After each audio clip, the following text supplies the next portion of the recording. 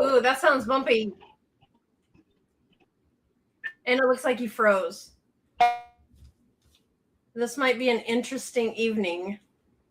As you can see, John, he decided to try to connect. And there we go. There you are. Might be an interesting episode here, in and out. And I'm going to have to take a picture off for my video. So, but I'll be doing as much, involved as much as I possibly can, just because it's so shaky going down the road here and distracting. But we'll handle it. Just listen, grab your notebooks, and welcome in. Appreciate it. Awesome. Spotlight. Yeah, it's like the other thing too is having your spotlight in the background. Hey everybody. We got John, we've got Linda. I'm glad to have you guys here.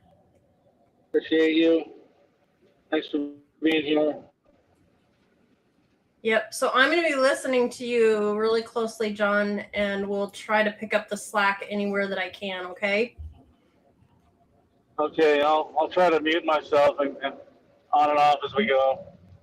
Yeah, it's not too bad. The noise isn't too bad. Okay. Well, let me know. Let me know. I'll just leave it for now. Let me know if it does. All right. Sounds good. All right. We have Diamond Dave joined us tonight too. So welcome, Diamond. Hi, Dave. It's good to see you. It's been a while. It's been a while since we've been with you. So yes, yeah, you're right. The light of the Holy Spirit is shining on John Briggs. That's exactly what I would say too. Oh my God. Too funny. It's my halo. Yes, it's definitely your halo. All right, well, let's get started, shall we? Because we have a lot of information tonight, and I'm really excited about this topic. Yeah. Okay. Thank you. Welcome back to Deservingly You. I'm Shannon Avery Briggs. And with me, I have my husband, John. Yes, John Briggs, transformational resilience coach. Yep, we're former Jehovah's Witnesses. We're certified transformational resilience coaches and the founders of Luminous Connections and the Exit Generation. And every week we come here because we believe something very simple, that leaving isn't the finish line and learning how to build a life afterward is. All right, so last week, we talked about grieving people who are still with us, or still alive, right? And if you were with us last week, you know that wasn't an easy conversation. Okay, but it was very important because before we can move forward, we have to be willing to acknowledge what's actually been lost. Yeah, so tonight we're going to take the next step, and I think this one, almost every person who's left a high-controlled environment eventually runs into. You know, someone may ask you, so what happened? Or maybe you finally decide, I think I'm ready to tell my story. And then something unexpected may happen. You tell it, and afterwards you don't feel lighter. You may feel exhausted or even ashamed.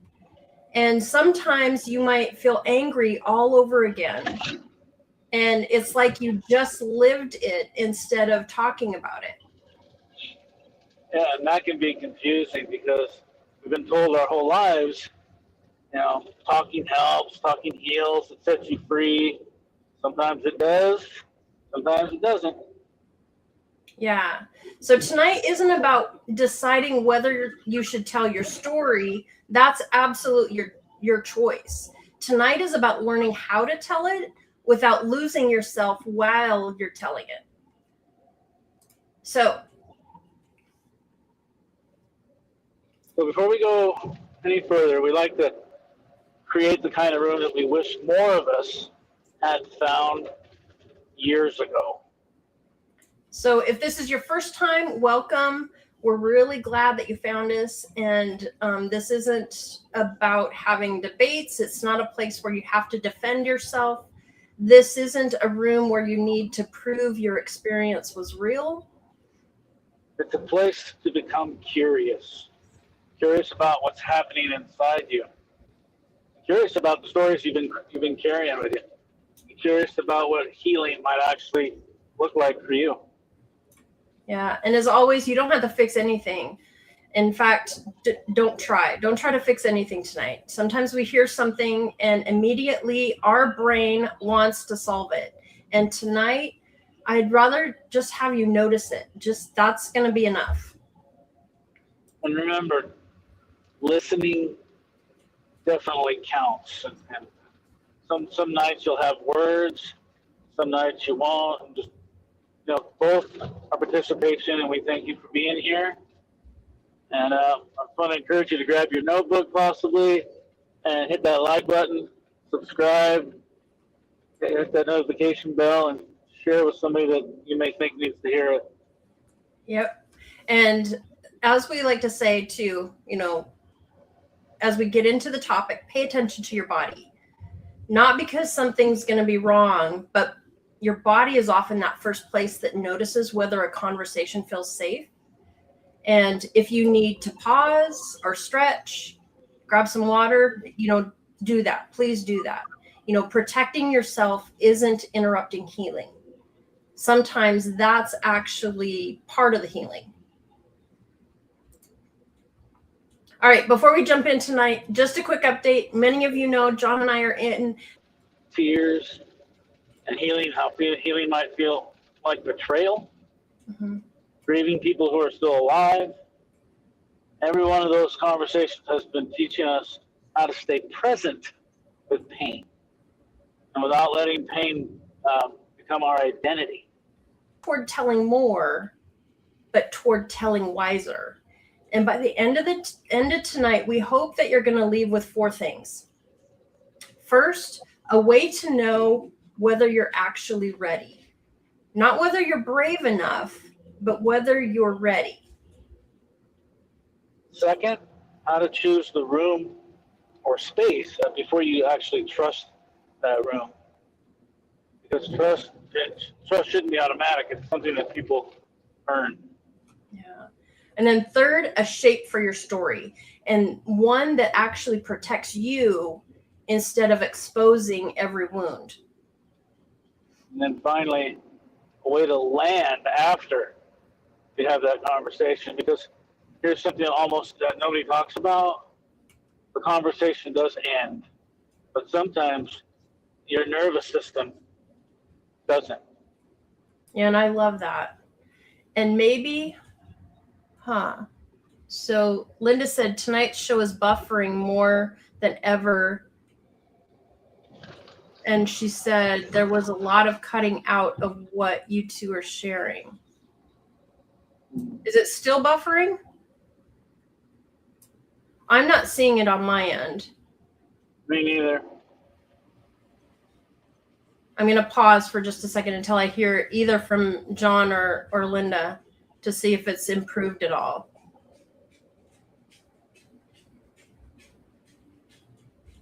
It's not improving? Is that what you're saying? Now it's smooth. Okay, that's good. All right. So keep us posted on that. Do we need to I'm wondering if we need to go back on any of this. Should give us a thumbs up if we should go over this one again. Everything else was kind of kind of like what we do every week. Should we go over this again? Okay. All right. So the 4 things that we want to, where we're headed tonight is not telling more about, just telling more. What we want to be able to do is learn how to tell it wiser. And so we hope that you're going to leave with these 4 things. First, a way to know whether you're actually ready to tell your story, not whether you're brave enough, but whether you're ready. And then second, how to choose the room or space before you actually trust that room. Because trust shouldn't be automatic. It's something that people earn. Yep. And then third, a shape for your story. And this can actually help protect you instead of exposing every wound that you've got. And then finally, it's the way to land after the conversation. See, because something that hardly anybody talks about is that it's going to end the conversation, and so, but sometimes your nervous system just takes off with it and doesn't know when to shut it off. Yeah, and maybe that is what we carry with us. Your nervous system deserves an ending, even when that conversation has already ended. Here's what we've learned is that sharing your story is part of healing, but how you share it can determine whether you walk away feeling stronger or whether you accidentally reopen a wound that finally was beginning to heal. All right, so let's start with something that might sound like a contradiction. Talking about it helps and talking about it hurts. Now, both of these statements can be true at the same time. So if you've ever walked away from sharing your story wondering, why do I feel worse? Don't assume that you failed, and don't assume that you're weak either.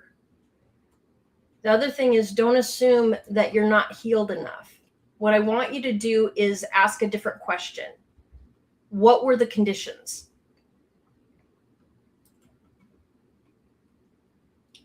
And it looks like I lost like Mr. Johnny.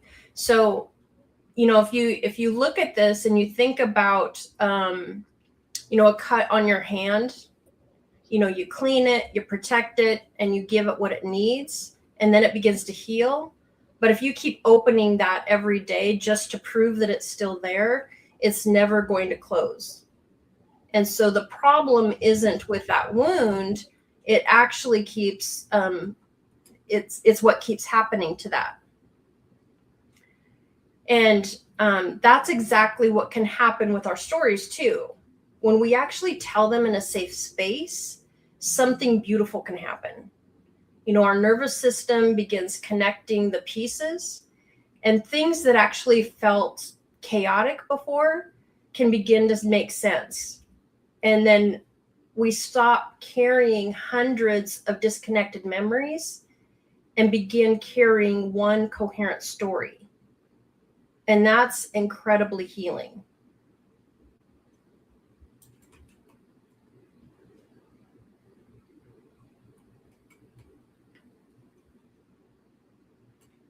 So this also, Johnny did drop off. So it creates a connection here, that real connection. Not the kind where somebody immediately starts fixing you, and not the kind that you tell their story before you're even finished with yours. This is the kind where somebody simply says, I believe you. Can you hear me now? I can hear you now. And so, this kind of conversation, people can, say those types of things. I believe you. I can see how hard that was. I'm glad that you told me. And sometimes those simple responses can actually help our nervous system more than an hour of advice ever could. And another thing that can happen is rumination starts. And it actually, instead of staying as rumination, it can become to have a meaning. And those aren't the same thing, because rumination will ask us, why did this happen? Over and over and over. Why did this happen? Why did this happen? Why did this happen? Where when meaning starts developing, it actually asks, given what happened, what do I want to do with it now? So rumination, with that question, it just loops over and over, whereas the other one helps us to begin moving.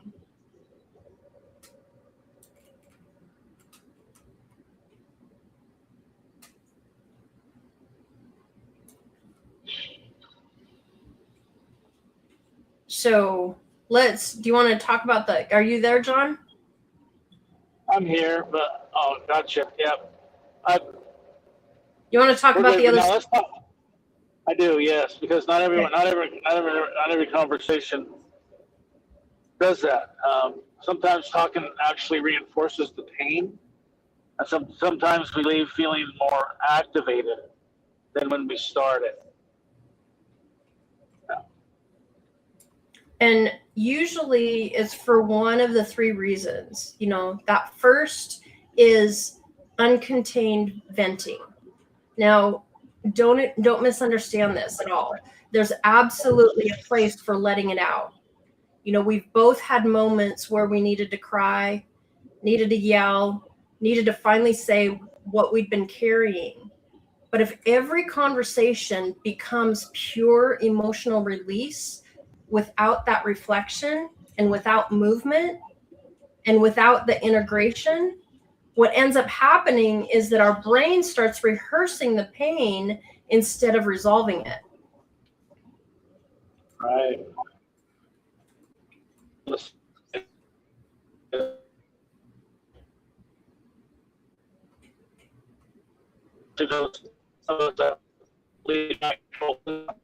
Wait,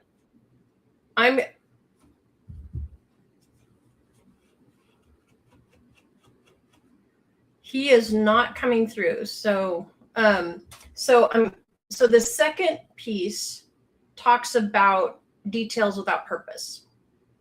And I think that this actually catches a lot of us, especially when we're leaving high control systems. We start believing that, if people just understood every single detail, they might finally understand me. But the question is, who benefits from every single detail? And sometimes it's necessary, but more times than not, it's not. And sometimes every single additional detail simply pulls us farther away from that lesson that we're actually trying to share. The third thing is that room itself.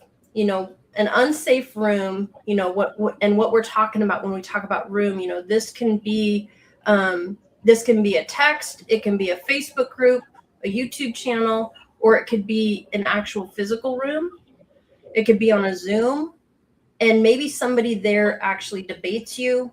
Maybe they minimize what happened or start defending people who hurt you. I've had that happen before. And maybe they immediately make it all about themselves. Have you ever had that happen? I had that happen recently where they just turned around and made it completely about themselves. And the other thing is they may not have the capacity to hold what you're carrying. Now, none of those responses necessarily mean that these are bad people, but they may not be the right people either. And here's something that I wish someone had told me a long time ago. That relief isn't always the same thing as healing. Sometimes it feels amazing to unload everything, okay, for a few minutes. But if you find yourself needing to tell the exact same story, same way, to the next person and the next, and so on and so forth, your nervous system may still be searching for something that it didn't receive. So I want you to notice something that isn't asked on this. Did you cry? Because crying isn't the measurement. The question is, how did you feel afterwards? Did you feel calmer? Did you feel grounded, more connected? Did something settle? Or did you leave actually replaying every single thing? Wondering, ooh, did I say too much? Did I not say enough? That answer, like paying attention to that's information to take in. And here's something I hope you remember. Processing has an ending. Activation, on the other hand, it keeps asking for more. Another lap, another go around. Learning to recognize the difference changes everything. Yeah. Oh, thank you, Linda. She says they're great questions. Yep. So before we go any further, I want to make sure one of the things that we definitely remove from this conversation is shame. Because I know that there are people that are watching tonight who desperately want to tell their story. And maybe another part of you keeps asking, why can't I just let this go? You know, there's nothing wrong with you. No, yeah, there really isn't. See, human beings are storytellers by nature, always have been. Long before we had books or podcasts, YouTube, people gathered around fires and told stories. Stories are one of the primary ways that human beings make meaning out of the experience, give purpose to something. Yeah, exactly. We don't tell our stories simply to remember. We actually tell them because something inside us is trying to organize our experience, trying to understand it, place it somewhere, maybe trying to answer, what did this mean? Yeah, for many of us, there's something else going on here. Inside a high control environment, most of us weren't taught healthy sharing. Okay, we were taught reporting. Think about that for a second. Reporting, confessing, explaining ourselves, being evaluated. That's very different from being witnessed. Yeah. I want to stay there for just a second. Being witnessed, not judged, not corrected, not investigated, witnessed. I think so many of us are discovering that difference for the very first time after leaving. Which means when the dam finally breaks, it often comes all at once.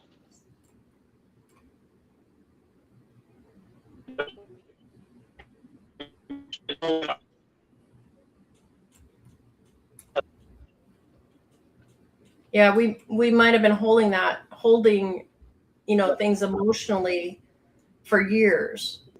So underneath that pull to tell your story, I wonder if one of these actually might be asking to be seen. Maybe you want somebody to finally believe what happened, or someone to witness what you've carried completely alone. Or maybe you want to know that your pain mattered. Or maybe you're just trying to make sense of the loss. And we hear this a lot too. You simply don't want somebody else to have to walk the same road. Right, every one of those is human too. Mm-hmm. They don't need to be judged. The work isn't making those desires disappear. It's just about learning how to honor them without sacrificing yourself as you're going through the process. Yeah. I love that, Linda. She says, no shame here, no shame here, no shame here. Yes, good. Good girl. So let's imagine something. Somebody asks, so what happened? Maybe it's a friend, somebody you just met, maybe it's a family member, or even somebody online. And, in that moment, most of us will think that we have two choices, tell everything or tell nothing. But there's actually a third choice, and that's to pause.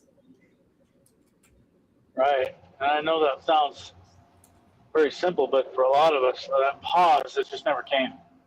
It never showed up. It never existed. So we were trained to answer, explain ourselves, justify things. Very few of us were ever taught that we're allowed to think before we speak. Yeah, exactly.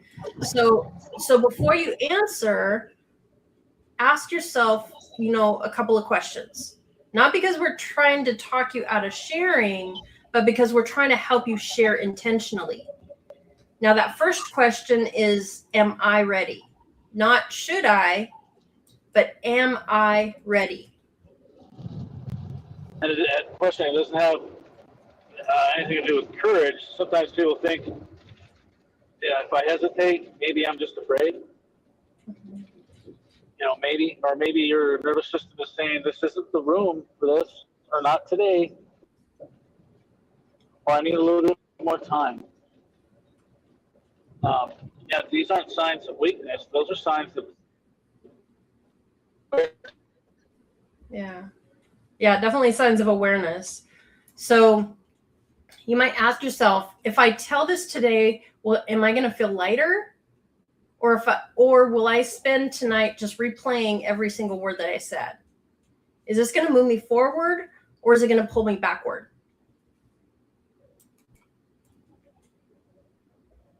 And here's another part to readiness.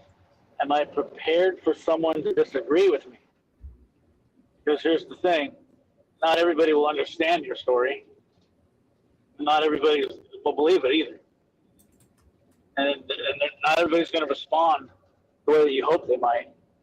But if their response determines whether you're okay tomorrow, you may not be ready for that room yet. Yeah, and that doesn't mean that never. It just might mean not yet. And I think that's one of the things that, as a whole, we need to normalize those words. Not yet. Now, the second question is, what's my why? This one definitely matters, because two people can tell the same story for completely different reasons. Maybe you're sharing because you want somebody else to know that you're not alone. Or maybe you're trying to make meaning from what had happened to you. Or maybe you're finally ready to stop hiding. Or you're protecting somebody else. All of these are very beautiful reasons. Yeah, sometimes, if we're honest, our why is different. Maybe we're hoping they'll finally understand, or maybe hoping that they'll apologize.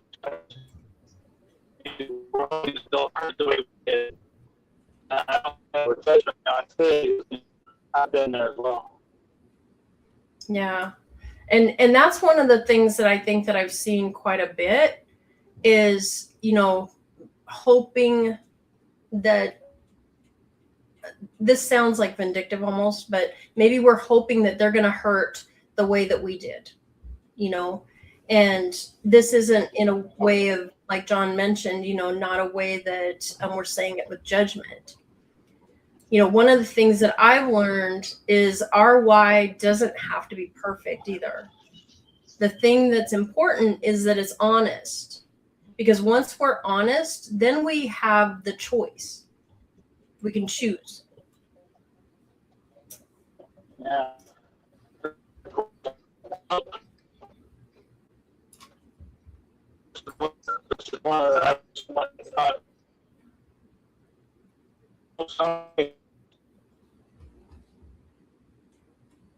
Johnny, if you can hear me, I think you're breaking up. Yeah. Are you breaking up? It kind of sounds like it. Can you hear me? I can hear you pretty good. Yeah, okay. So John says we can, yes, I can hear. Can you hear me? I got you. Okay. I apologize, but we're trying one here. Yeah, John says we can't always agree, but we have to be honest with ourselves. That is so, so true. So the third question was, what outcome do I want? And this is one. No.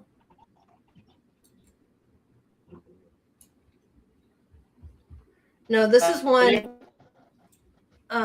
This is one that I'm actually going to.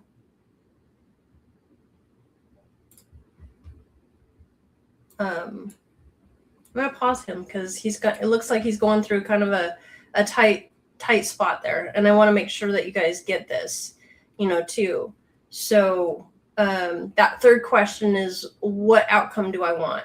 Now, this is one that we were taught years ago. We wish that we would have had that, because most conversations fail before they ever begin. And it's not because we said the wrong thing, but we didn't decide what it actually was going to look like, what that success would actually look like. So how will we know that this conversation is worth having? You know, maybe success looks like I finally said it, or maybe somebody else feels less alone. I told the truth without abandoning myself. That's huge, huge, huge, huge after we first are leaving. In fact, I was having a similar conversations just before we started the show about that exact thing, you know, being able to speak up without abandoning ourselves. And another one is, you know, honoring what happened without making that other person your judge. So, sometimes, you know, this can be definitely a challenge as we are learning to do this. And the thing with, you know, I want you to notice too, with these, none of these outcomes requires anybody else's permission. And that's really important too, because the moment that your success depends entirely on their response, you're actually handing them the steering wheel. And here's where I'd like to leave this question too, is readiness isn't cowardice, it's wisdom. And wisdom knows there's a difference between an open door and a safe room. All right, we'll see how he's doing now.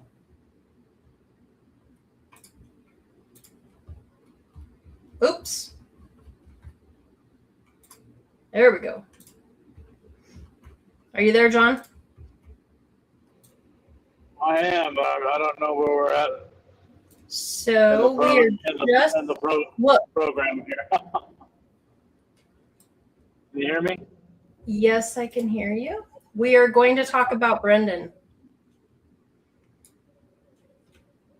Slide 9. Gotcha. Yeah. So we wanted to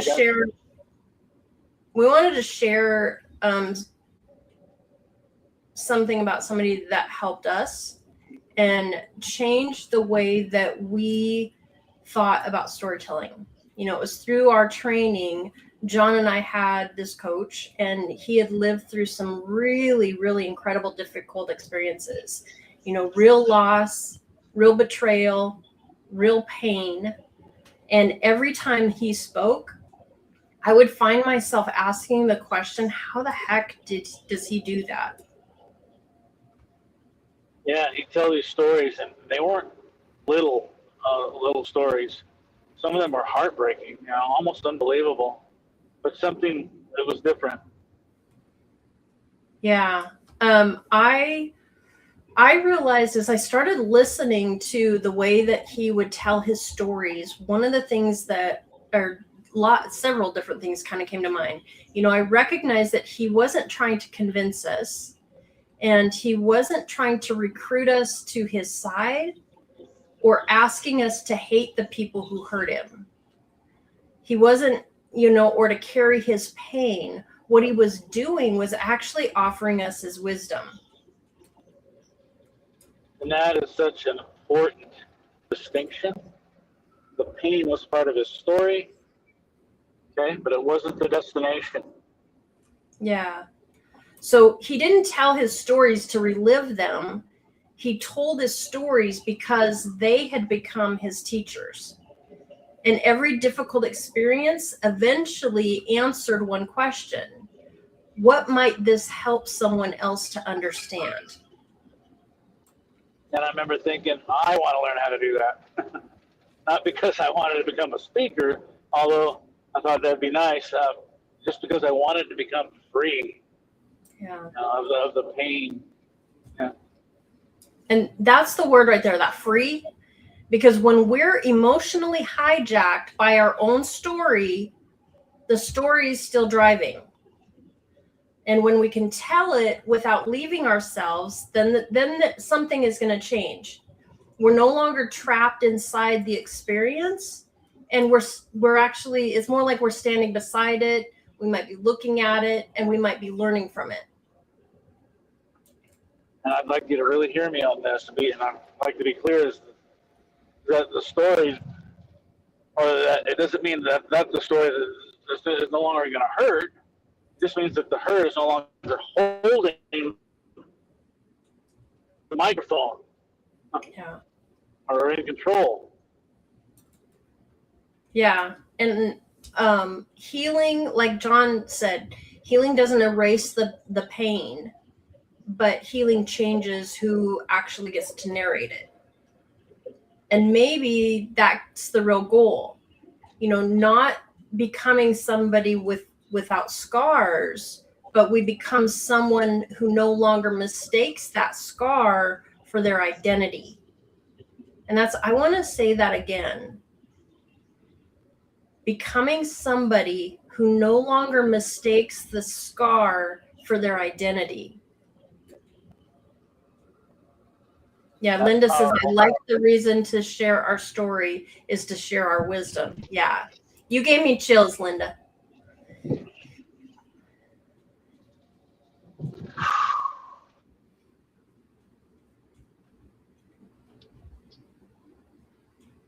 All right. So before you share, John.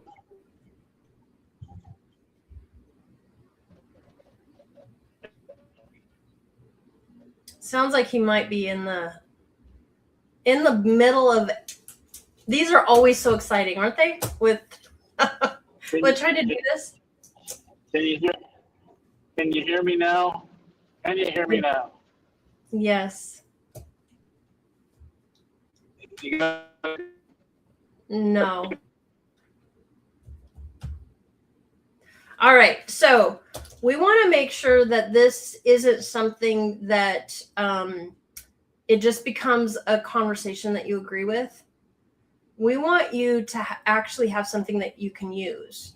And so before you share your story, there's 3 things that we can encourage you to prepare.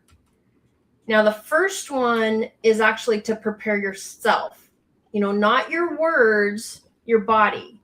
It's interesting that we spend so much time about what we're going to say that we almost never ask ourselves who's going to be saying it. Now, that seems like a kind of an interesting question, right?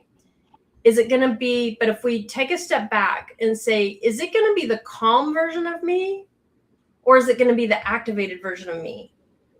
Because those 2 people are going to tell a very different story.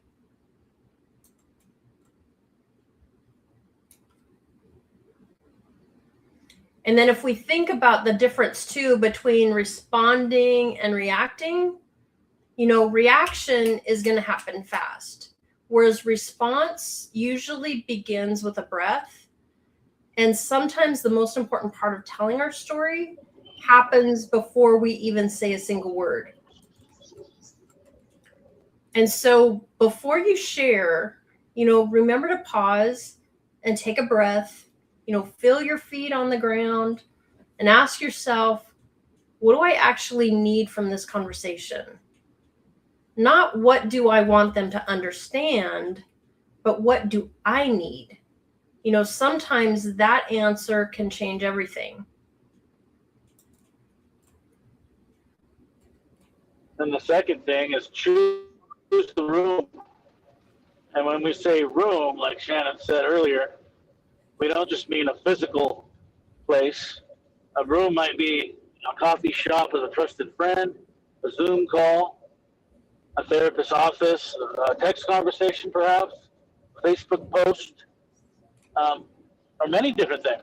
Even the comment section on social media. Every one of those is a room, and every room is different. Yeah, like you said, every room has a different purpose. And a lot of times we may sometimes assume that if somebody is willing to listen, they're automatically safe. And those aren't the same thing. Somebody can be curious without being capable. And somebody can care very, very deeply about you and still not know how to hold what you're sharing.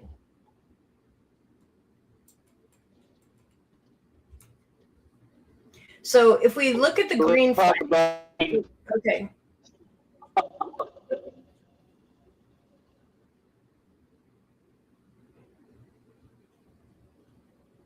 So let's talk about the green flags. You know, this isn't about perfect people, safe people. You know, they're going to be the ones that listen more than they interrupt, and they don't immediately solve your problem. You know, they're not going to try to solve your problem. They're also not going to be rushing in to compare your experience to theirs. I want you to think about some of the conversations that you've observed and that you're in as we talk about these. You know, those green flags, that more safe environment, they're going to respect your boundaries even when they don't fully understand them. And then when you leave after you have a conversation like this, you're going to feel built up, you're going to feel lighter, and it's not because they fixed anything, it's because you actually felt seen. So now if we take a look at the red flags, you know, the ones that can be more challenging and more difficult, these can be easier to miss. You know, the first one is, you know, you might experience the pile on, and you should know what I'm talking about here. You know, you tell one difficult thing, and then all of a sudden, everybody in the room is competing to prove that they had it worse, or they had the better story, or you know, or the conversation can become about how terrible the organization is instead of how you're doing. And the story let me try that again. It stops being about healing and ends up becoming entertainment. And then we might experience something like trauma bonding. Now, this one can be really, really sneaky because it feels like it's connection, like you finally found the people who understand, and that is wonderful, until you realize that the only thing that's holding the relationship together is actually that wound. And the moment that somebody starts healing, then the room doesn't know what to do with them anymore. And I'm curious if this is making sense. If you're resonating with it, put thumbs up in the chat if it is. You know, I personally have seen this happen, you know, and the thing is, especially as they start healing, somebody starts finding that joy again, and they begin talking about their future instead of only their past. And then suddenly the room around you gets uncomfortable, and it's almost like that healing is a way of betrayal. You know, and when this happens, in a sense, the room is saying, we need your pain more than your progress. And don't ignore that. And so, you know, there's one more flag too. You know, there's those people who need you to stay angry. Hear me carefully with this. You know, anger has a place in this journey. And we've talked about that. You know, anger will tell us that a boundary has been violated and something mattered. But the thing with healthy anger is that it moves and it teaches and protects and eventually transforms. There are some people that don't want that. They don't want it to transform because your anger validates theirs. And if you begin finding peace, they start feeling abandoned.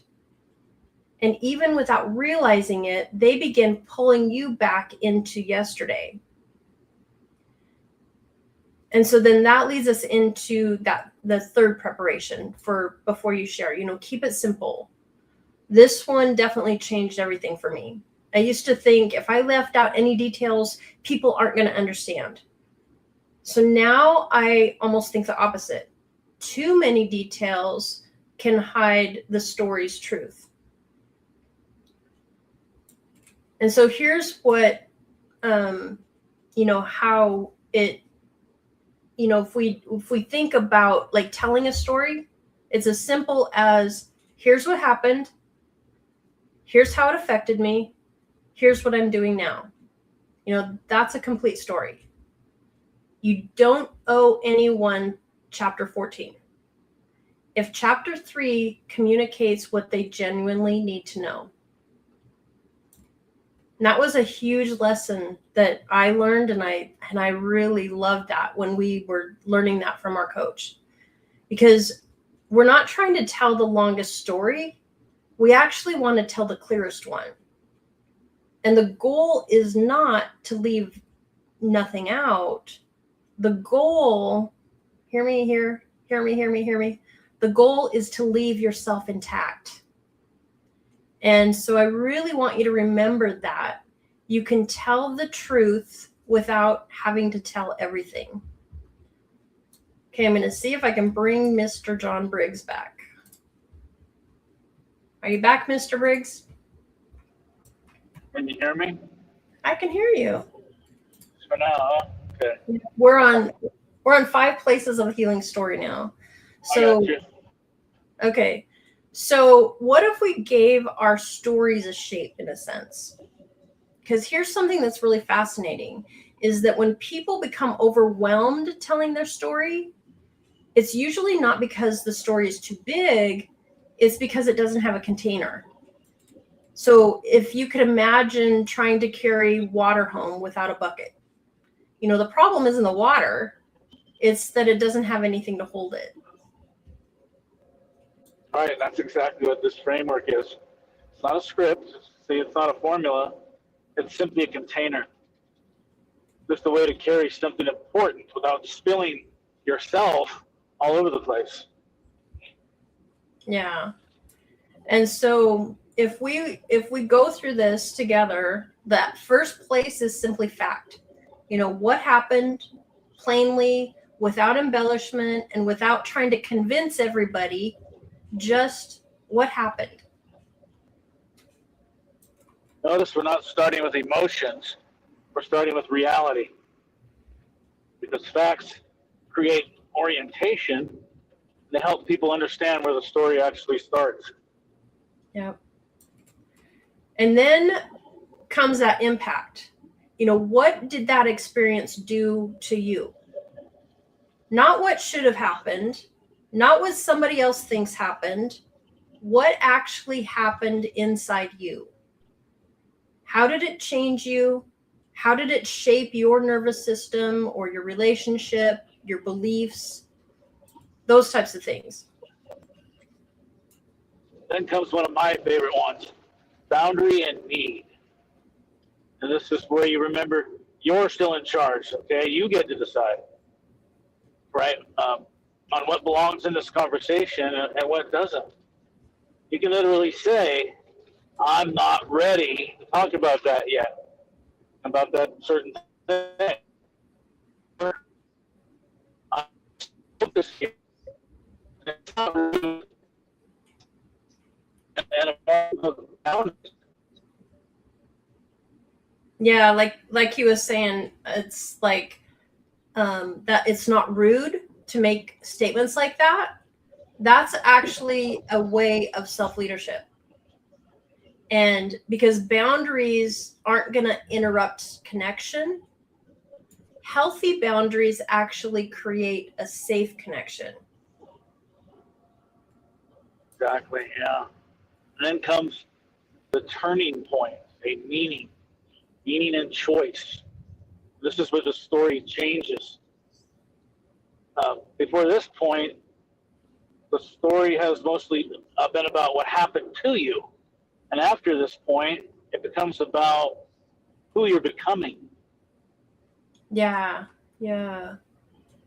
So before I go on, Linda says, wow, they may consider our progress as a betrayal from us, and they may need us to stay angry and must remain with them in their anger. Yes. Bingo. Yeah. Yep. Exactly. So hopefully you can see how powerful this is and why it's so important. A lot of people are just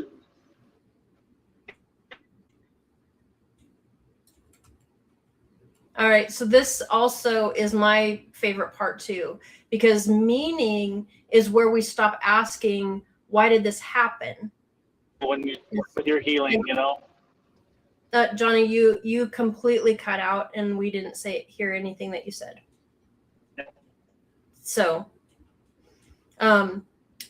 this is, we stop asking, when meaning is there, we stop asking that, why did this happen, and we start changing it and say, what do I do with what's happened? And that's the question that can change lives. And then when we start taking a look at future, where are you going now?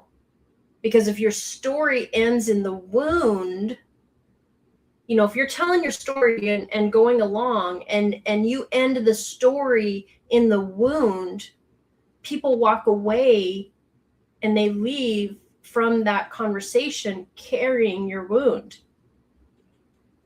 Versus if your story ends in hope, people can leave carrying a possibility. And that's why this framework really matters. It's not that it's clever by any means, but it actually protects everybody that's involved. It protects you from getting trapped in that. And it also protects the listener from leaving with despair versus leaving with direction. So one of the things I want you to notice here too is those first 3 steps, they carry the weight. The fact, the impact, the boundary, and then that's where everything changes. The meaning and the future. And that's where hope can enter.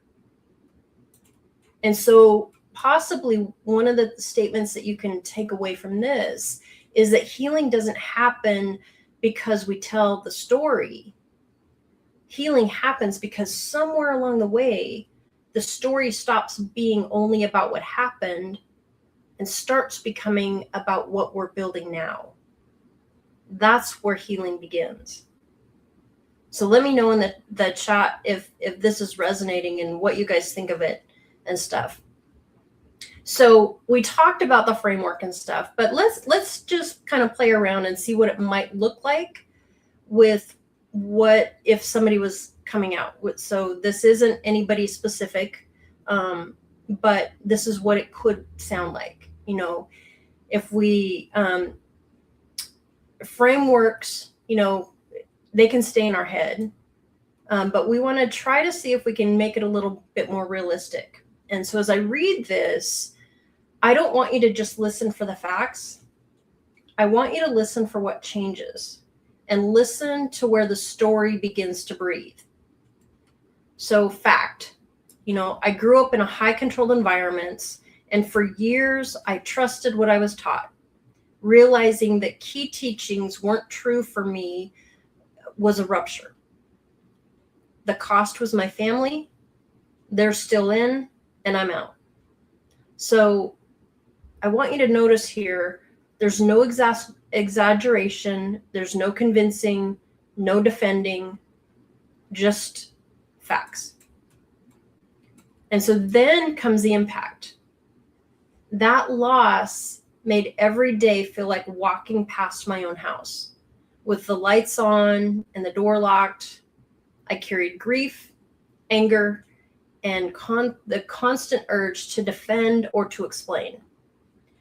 And it shaped me through hypervigilance, people-pleasing, and the fear of others.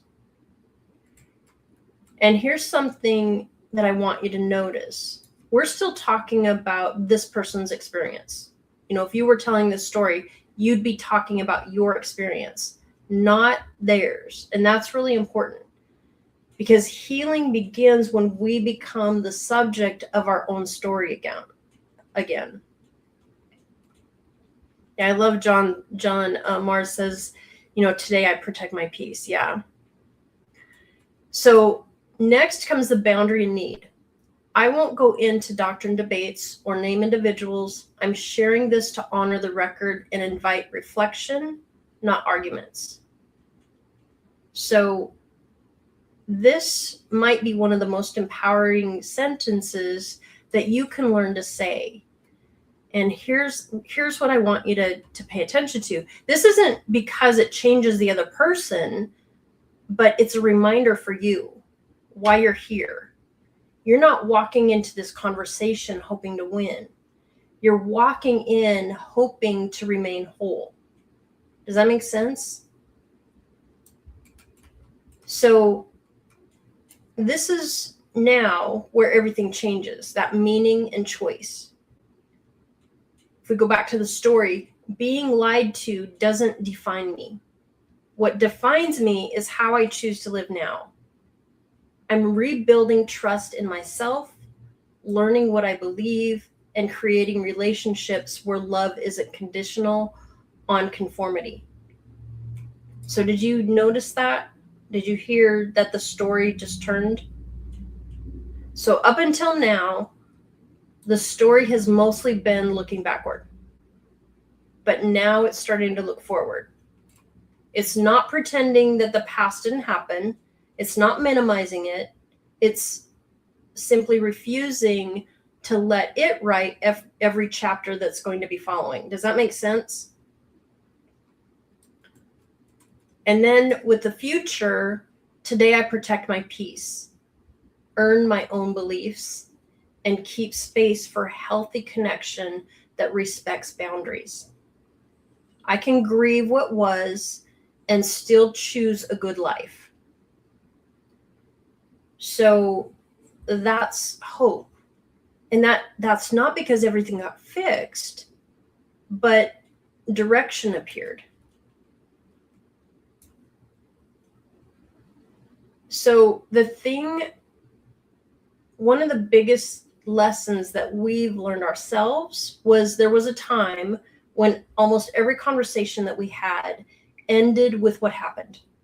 And now, though, most of the conversations end with what we're building. It's not because we've forgotten what we've been through. You know, many of you have heard some of the things that we've gone through. You know, it's because healing helped change the ending. And I want you to notice something else too. There wasn't, and granted, this was an example, but not one person's name was mentioned. There wasn't any doctrinal debate, and there wasn't an attempt to prove, you know, somebody was right or wrong. Yet the accountability is still there, and the truth is still there. Here's the thing, and this was like the aha moment that when I was sitting in the audience with my coach and listening, the spotlight, you know, where the spotlight was pointed. And the spotlight moved. It moved from the villain to the person who's becoming free. And that's what we want to invite people into. It's not a better argument. We see arguments all over the place. It's a better ending. So does that make sense? Let us know if this is resonating. And let me see if I can bring Mr.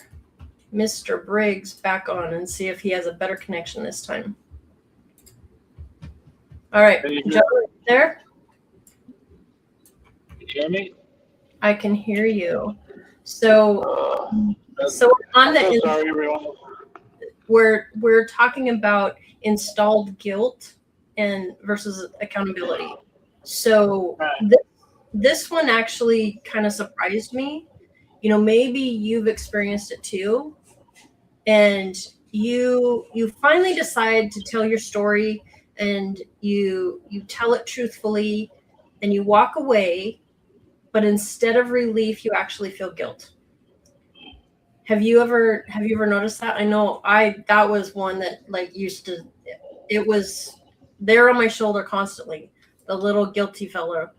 And you know, here you did something honest, and then yet somehow it feels like you've done something wrong. So let's dive into that a little bit. Okay, because there's actually two completely different experiences.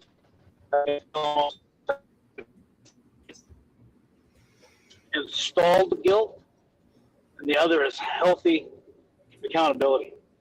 And if we confuse them, we can end up apologizing for things that are required to begin with.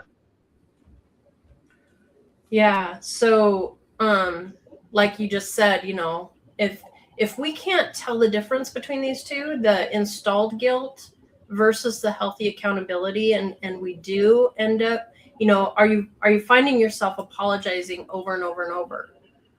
And that can be a good sign. So if we look at the installed guilt, we could think of it like an old smoke detector, and that it has become so sensitive that anytime you make toast, it actually goes off. And when that happens, it's actually not measuring the danger anymore. It's just reacting. And that's what can happen after years inside of a high controlled environment. Your nervous system learns that things like honesty and questioning and boundaries, disagreement, and, definitely the independent thinking, those are all dangerous. So when you finally begin doing healthy things, that alarm goes off. And it's not because you've done something wrong, but it's actually because that's what your nervous system was trained to do. Right, exactly. Installed guilt, it doesn't ask what happened. It announces, hey, there's no way to make it better. Just a heavy feeling, kind of this dark cloud that follows you around, right? It's vague, it's constant, and it just keeps moving the finish line.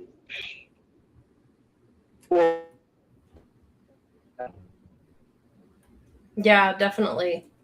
So if we shift now and think about healthy accountability, it actually feels completely different. Healthy accountability is specific.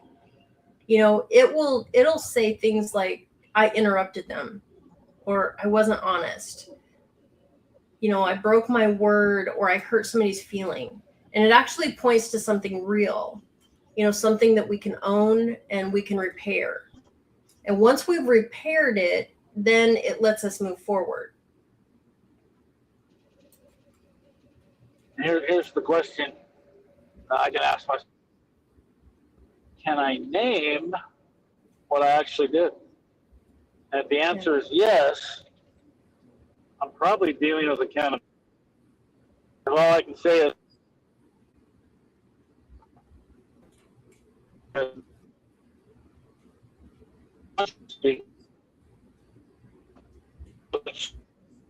you know, by someone else like that.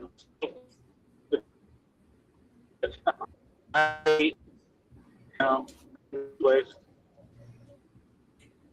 Yeah. So what he was trying to say there was, if you're dealing with, if you can actually identify what and name it, then you're probably dealing with accountability, and whereas if you just saying, I feel bad, that isn't your conscience speaking. That's that alarm that was installed all those years ago. And here's the thing in regards to alarms too, is that they aren't authorities. Just because something is loud doesn't mean that it's true. Am I coming in okay now? No. Well, you go ahead and take it from here, Shannon, because this is too important. Yeah. All right. Thank you.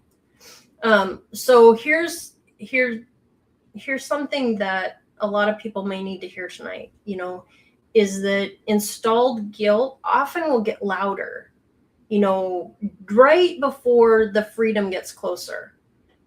And every healthy boundary, an honest conversation, an act of trust, those can look like danger, to that alarm that was designed to help you keep in compliance. So if you've ever walked away from telling your story and then immediately wondered, well, I shouldn't have done that, pause before believing that feeling. Ask yourself, did I violate my values, or did I violate somebody else's expectation? That's not the same question. And when we're speaking honestly, that honors the record, and healing honors the life that you're building. And you're allowed to do both.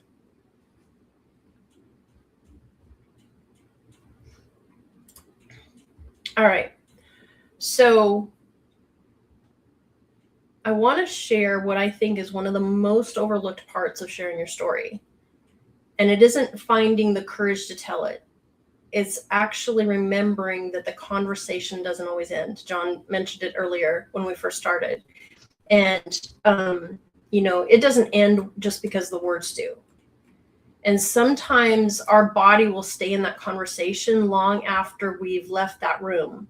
And your mind ends up replaying everything over and over and over. And your nervous system is still trying to make sense of what just happened. And if we don't intentionally help ourselves land, then our bodies never really get that message. And that that message that the conversation has ended.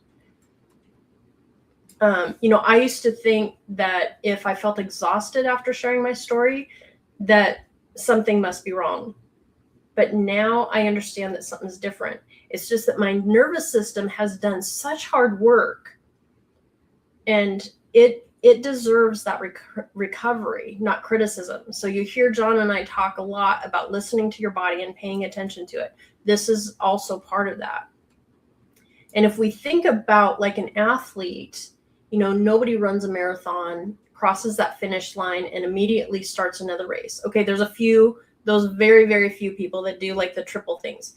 But we're talking about a typical marathon, after they finish that, they hydrate, they stretch, they're going to slow down their breathing, and they'll recover. And why do they do that? Because the recovery is still part of the event. And sharing something deeply personal, that works the same way. And that's why we want to leave you with this aftercare plan, not because you have to do anything perfectly, but just having a plan can help your body to know what comes next. So one of the things that you can do is right afterwards, drink some water, take a walk, go outside or stretch, take those deep, slow breaths. It's not like you're trying to erase emotion. What you want to do is help that nervous system to recognize that the story has been told, and now it's time to come home to yourself. And there have been so many of us that leave a room, but the conversation ends up coming home with us. And so we end up replaying what we said over and over and over, what we wish we had said, how they looked at us, whether they believed us, whether we shared too much. Should we have said anything at all? And aftercare is how we can remind ourselves that you don't have to keep having that conversation. I want to know, too, in the chat, if this is a new thought to you guys. And, the thing is that say like you share something online and then you see like a bunch of comments and stuff, don't forget to step away from the comments, and that can be hard, especially if you shared it publicly. We want that reassurance and we want that validation. And part of us wants to know what everybody thinks. But here's the thing, say it's 10 o'clock at night, those comments are no longer helping you to process. They're actually helping you to monitor. And those are two very different things. So your healing doesn't have to happen at the speed of the internet. You don't owe anybody immediate access to your nervous system. Go ahead and let tomorrow be tomorrow. And one of the things too, even while you're in the conversation, in the story, we've got the permission slip. You can say not today. And you can stop right in the middle of the story. And you can decide, I thought I was ready, but I've changed my mind. or I don't want to answer that. That's all okay. Every one of those is a complete sentence. And none of them require an apology. That's important. You know, some of us were taught that every single boundary needs a defense attorney. It doesn't. A healthy boundary doesn't have to win the argument. It just simply has to be honored. Yeah, Linda says, you know, that aftercare reminds, it's exactly self-care. Drinking water and breathing. Yes, that's exactly right. So one of the things to remember is that just because somebody asks to hear your story doesn't mean that they've been invited. And curiosity, just because they're curious about it, that isn't consent. You get to decide that. Because sometimes we can confuse somebody wanting access with somebody actually having earned access. Your story isn't public property. It's something precious. And not everybody has earned the privilege of hearing it. So before we leave this section, I want to say something to the people who may be thinking, I've already told my story the wrong way. You know, please don't, this isn't criticism. You know, give yourself permission. You know more today than you knew then. And that's what growth looks like. You don't have to judge yesterday's version of yourself. In fact, don't judge yesterday's version of you. You know, she or he was doing the best that they could with what they understood at the time. You know, this is just another tool that we're sharing with you. You know, not another reason to be hard on yourself. Taking care of yourself isn't something that you do after healing.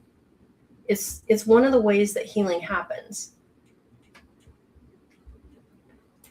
So we've jabbered on, well, we've attempted to jabber on a lot tonight. I've jabbered on a lot tonight. We're gonna see if we can add Johnny to the stage again and see if he's got a better connection. This is the part where we invite you guys up to the stage if you are interested in coming. And let me grab the link really quick. I still miss Ruby so much. So if you guys would like to come on, we can do that. Can you hear me, Shannon? Yes. Yeah. Can you hear me? Okay. Maybe. No. Yeah. This has been one of those hot mess nights. We are not perfect.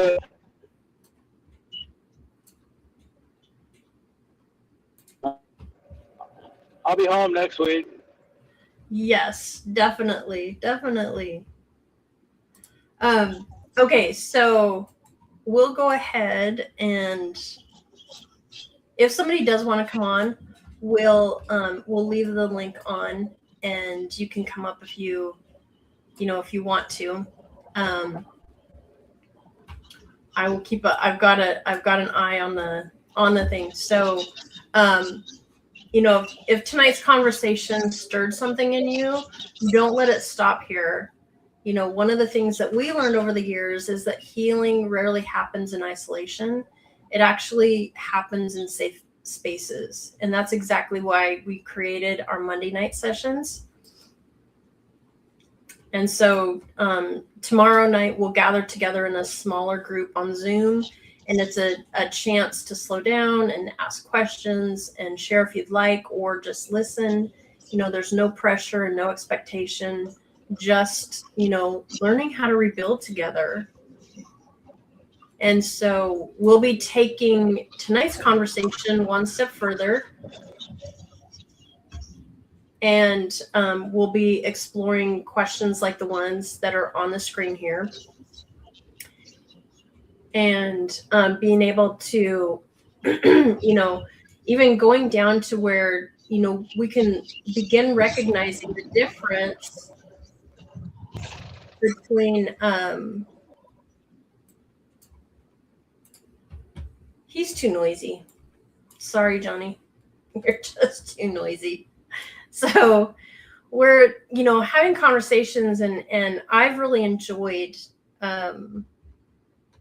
I've definitely enjoyed the conversations that have happened in the weeks past, and it never goes the way that you expect it, just like tonight's show.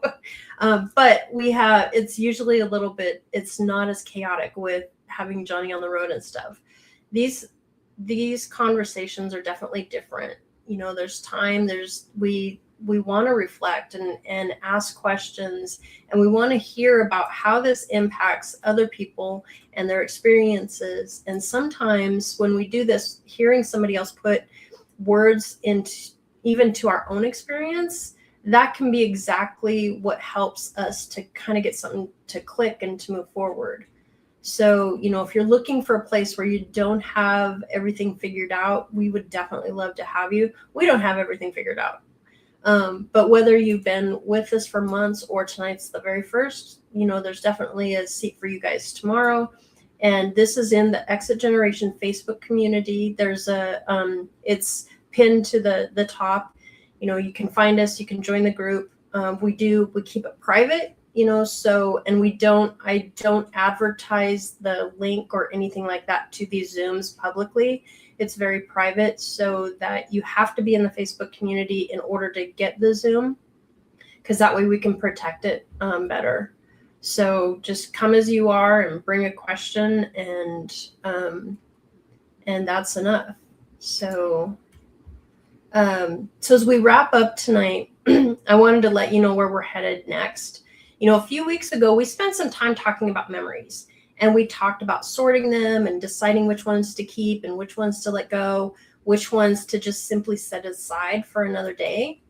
And tonight we talked about telling our stories. So now I think those two conversations fit together beautifully, because once we begin sharing our stories differently, it naturally changes the way that we relate to our memories. So next week, we're going to revisit those memories, but from a different perspective, not just remembering, but we want to remember with intention. And here's the question too. If you get to choose what story you tell, you also get to choose which memories that you're going to bring forward. So we're going to explore some of the questions like, which memories still deserve a place in my life? Or have they changed over time? And if I choose to share one, why am I sharing it? And what do I hope that it gives to me or that person that's listening? So memories aren't just the things that we carry. They're things that we interpret. And sometimes that meaning that we've attached to a memory changes as we heal. And so the event may stay the same, but what it represents, that doesn't have to. Maybe that question starts becoming, what memories should I keep?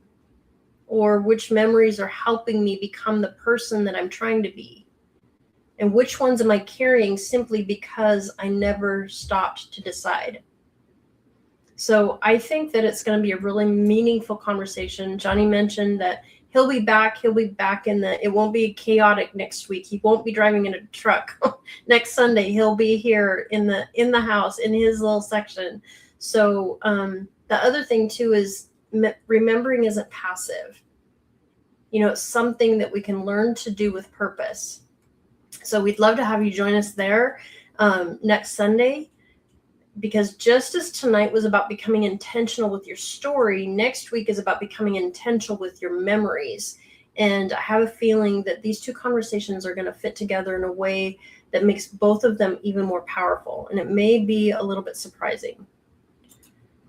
So before we close, I want to leave you with one final thought. When we first left a high control environment, it's natural to believe that if people could just understand everything that happened, they'd understand us. But over in time, I've come to believe something totally different. Our stories are important and they deserve to be told, but they also deserve to be told in a way that protects that person who's telling them. And that's why tonight wasn't really about finding those perfect words. It's about learning to honor both your story and yourself. So dignity travels farther than drama ever will.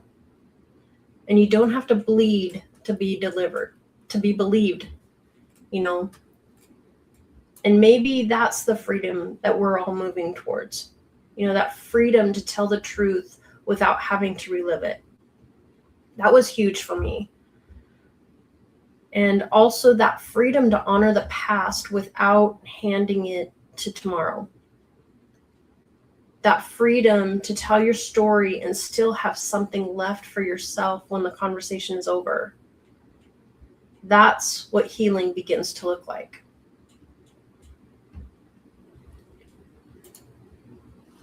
So John says that the biggest difference, a different attitude. I think it's like, where's your spotlight too? It's like, where are you focusing on when you tell your story? You know, so thank you so much for spending time with us. You know, we never take this for granted. And we know that there are 1,000 ways that you could be spending your Sunday evening. And the fact that you chose to spend part of it with us means more than you realize. You know, and if it encouraged you or helped you to put words to something that you've been carrying, do us that favor and like the video, subscribe to the channel, or share it with somebody who might need to hear it. Not because this isn't about chasing numbers, but every share creates the possibility that somebody who's quietly struggling discovers that they don't have to do it alone. And so if you'd like to keep, you know, walking this journey, everything you need is on the screen. You'll find our community, our resources, our coaching, the way to support the work that we're doing through the Exit Generation. And most importantly, you're going to find people who understand that rebuilding isn't something that you have to do by yourself. You know, healing was never meant to be a solo journey, and neither is this one. So thank you for letting us walk beside you. And before we say goodnight, I'd like to leave you with one question. Who's earned your story? Not who's asking, not who's curious, not who thinks they're entitled to an explanation. Who's earned it? Because your story is valuable. And valuable things are shared with care. So as you go into this week, I hope that you're going to remember something. You don't have to tell every chapter to tell your story truthfully. And you don't have to convince everybody to honor your experience. You don't have to reopen every single wound to prove that it existed. Your story belongs to you. You get to decide when to tell it, how to tell it, and who's earned the privilege to hear it. When you do choose to tell it, we hope that you leave the conversation with something. Not less of yourself, but more clarity and more peace and more confidence and more freedom. Because if there's one thing that we hope that you take away tonight, is that your story deserves a safe container, and so do you. So thank you for being here. Take good care of yourselves this week, and we will see you tomorrow and next Sunday right here back. And I brought you back, Johnny, to say good night. Oh, good night. Can you hear me? I can hear you. Oh, real quick, I just want everyone to sneak over to the Like Button's house and replace all their hand lotion with mayonnaise. Oh my goodness. Hit that like button.